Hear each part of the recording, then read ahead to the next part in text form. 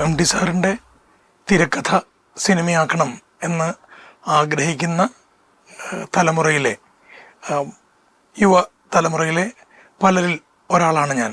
എന്ന് സ്വന്തം ജാനകിക്കുട്ടി എന്ന കഥ സിനിമയാവുന്നു എന്നറിഞ്ഞതുമായി ബന്ധപ്പെട്ടാണ് പ്രിയൻ സാറുമായിട്ട് ഈ ഒരു എം ടി സാറിൻ്റെ തിരക്കഥയെക്കുറിച്ചിട്ട് ഞങ്ങൾ സംസാരിച്ചത്. അന്ന് മാണിക്യക്കല്ലിനെ കുറിച്ചൊക്കെ സാർ സംസാരിച്ചത് ഇപ്പോൾ ഓർക്കുന്നു.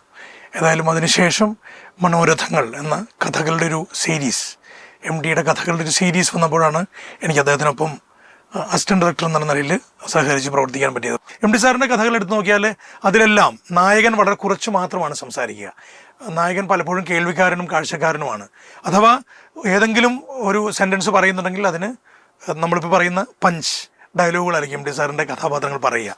എല്ലാ കാലത്തും ഓർത്തു വയ്ക്കുന്ന, മലയാളം എന്നും ഓർമ്മിക്കുന്ന വരികളാണ് എം ടി സാറിൻ്റെ ഓരോ ഡയലോഗുകളും.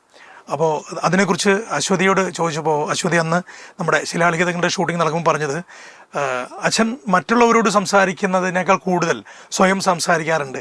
അങ്ങനെ പണ്ട് കുട്ടിക്കാലത്ത് നാട്ടിലേക്ക് പോകുമ്പോൾ, പാടവരമ്പത്തൂർ നടന്നു പോകുമ്പോൾ അച്ഛൻ്റെ ഒപ്പം നടന്നു പോകുന്ന അശ്വതി കേട്ടിട്ടുണ്ടത്രേ എം ടി സാറ് സ്വയം സംസാരിക്കുന്നത്.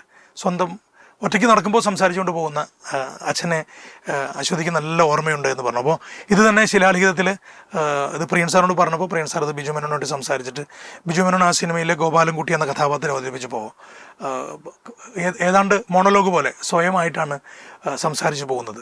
അത് ആ കഥാപാത്രത്തിൻ്റെ ഒരു സ്വഭാവം കൂടുതൽ വെളിവാക്കുന്ന രീതിയിലായിരുന്നു. എം ടി സാറിൻ്റെ ഒപ്പം കുറച്ച് ദിവസമെങ്കിലും ഒരുമിച്ച് പ്രവർത്തിക്കാൻ പറ്റിയതിലുള്ള വലിയ സന്തോഷവും ചാരിതാർത്ഥ്യവും മനസ്സിൽ സൂക്ഷിക്കുന്നു.